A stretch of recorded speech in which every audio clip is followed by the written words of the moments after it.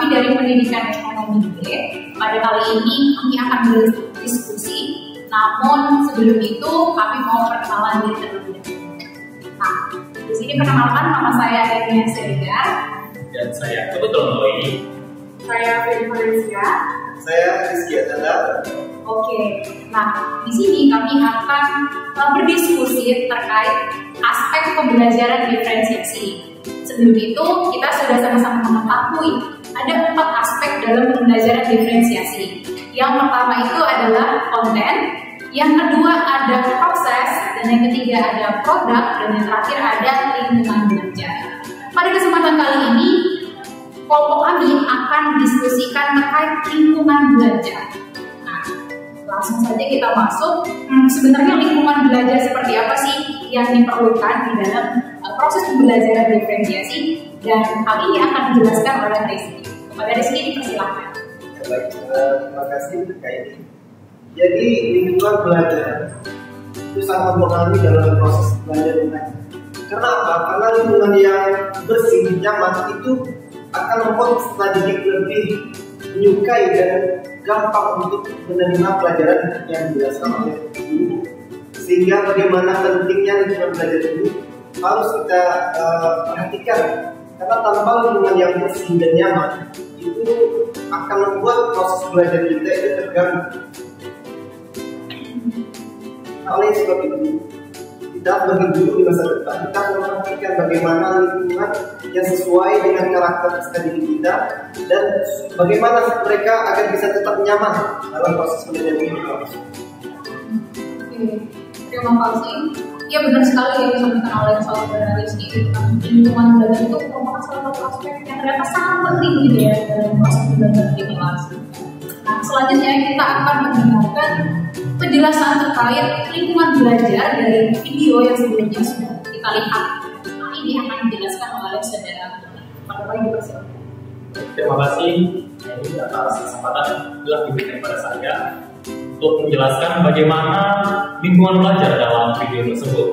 Nah, menyambung dengan masukan atau penjelasan dari teman kita Rizky mengenai lingkungan belajar yang aspeknya secara umum, yang mana lingkungan belajar itu dapat kita ketahui bahwa itu adalah seperti kondisi dan suasana kelas. Nah, di dalam video tersebut kita dapat melihat bahwa adanya fasilitas atau faktor-faktor yang dapat mendukung lingkungan belajar tersebut. Dapat kita lihat dari fasilitas-fasilitas yang terdapat dalam video tersebut. Nah, fasilitas-fasilitas yang dapat kita lihat yaitu berupa yang mana di sana terdapat kursi meja yang dibentuk berdasarkan kelompok-kelompok. Nah, hal ini dengan pembentukan kelompok-kelompok dari peserta didik tersebut sehingga dapat mempengaruhi proses pembelajaran. Dan selanjutnya, fasilitas-fasilitas lain yang dapat kita lihat dari dalam video tersebut, yang mana dalam video tersebut fasilitas-fasilitas yang dimiliki sudah mumpuni untuk mendukung proses pembelajaran. Nah, fasilitas yang terlihat yaitu seperti ada kursi yang lengkap dan ada juga angin yang juga disediakan laptop dari gurunya sehingga proses pembelajaran itu dapat berjalan dengan lancar. Dan juga di sini dapat kita lihat bahwasannya faktor-faktor yang mendukung dalam pembelajaran teman-teman itu adanya kebersihan kelas di dalam kelas. Nah, dengan situasi lingkungan yang nyaman dan lingkungan yang bersih, tentunya akan menciptakan suasana pembelajaran yang kondusif dan menyenangkan begitu. Itulah pengamatan saya mengenai lingkungan belajar dalam itu. Oke, terima kasih saudara Boy. Dari dua penjelasan tersebut kita sama-sama semakin paham ya. Kira-kira apa sih lingkungan belajar seperti apa sih yang dibutuhkan gitu ya ketika membangun pembelajaran diferensiasi di kelas. Nah, selanjutnya kita masuk ke sesi diskusi, di mana pada sesi diskusi ini kita akan dipimpin oleh saudara Femi. Pada saudara Femi ini, Oke, terima kasih kepada Aini atas kesempatannya. Dan dari penjelasannya mengenai apa itu aspek lingkungan belajar, dari penjelasan dan video yang ada yang sudah kita amati menimbulkan sebuah pertanyaan ini.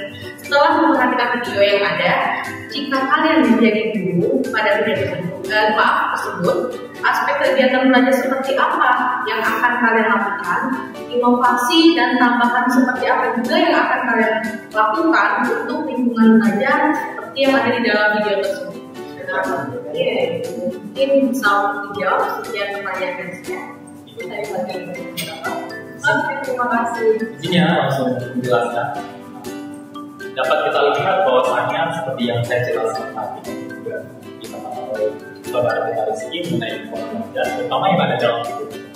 Dapat terlihat bahwa fasilitas yang di dalam kelas tadi itu sudah mumpuni dalam mendukung proses pembelajaran. Nah, apabila saya diposisikan untuk menjadi guru di dalam kelas, inovasi yang dapat saya berikan dalam mendukung kenyamanan lingkungan belajar tersebut, di sini dapat kita lihat dari faktor yaitu yang seperti saya jelaskan tadi mengenai fasilitas. Di sini saya dapat kita berikan yaitu seperti pojok baca. Di dalam pojok baca itu dapat memberikan buku-buku fisik yang dapat dibaca oleh peserta didik. Nah, dengan adanya pojok baca ini teman-teman, sehingga dapat peserta didik dalam menyelesaikan tugas yang diberikan atau yang menjadi tanggung jawab dari peserta didik tersebut.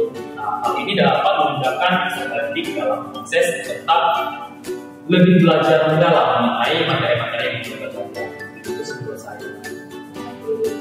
Oke, saya di sini juga ingin menambahkan teman-teman.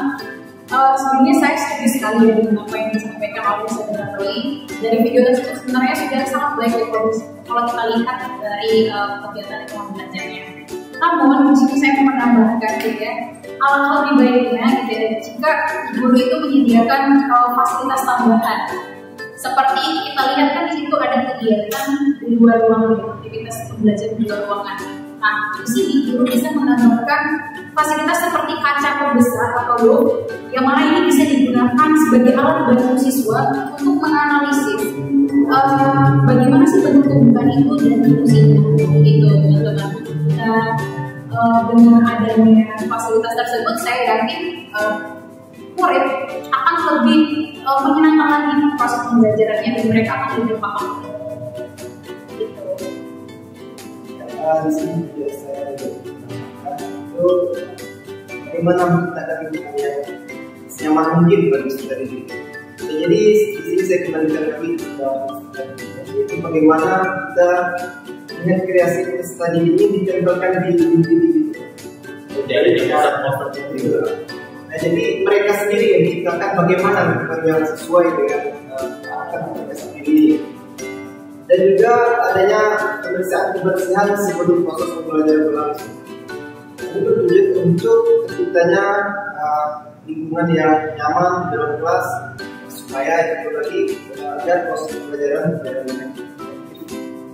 Jadi di dalam kelas itu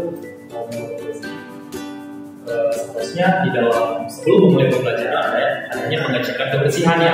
Jadi kayak contohnya nih, apakah ada kertas-kertas sampah atau sampah kecil di sekitar mereka sehingga dapat mendukung proses pembelajaran dan agar tidak mengganggu proses pembelajaran tersebut. Ini pun terutama terhadap budaya dan mereka bisa lebih menjaga kebersihan. Biasa. Biasa.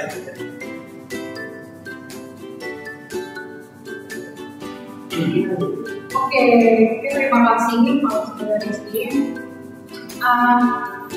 Ya, baiklah teman-teman, itu dia penjelasan terkait lingkungan belajar dari kelompok kami gitu ya. Di situ kita sudah melihat apa itu pengertian lingkungan belajar secara materi, kemudian kita juga melihat dari segi contoh gitu ya, dari kasus dari video, dan terakhir kita memberikan inovasi juga terkait lingkungan belajar yang bisa kita tambahkan itu seperti apa gitu ya, untuk menciptakan pembelajaran yang bermakna dan kontekstual gitu ya. Nah, itu dia penjelasan dari kelompok kami. Apabila ada kekurangan dan kesalahannya, kami mohon maaf. Sekian dan terima kasih.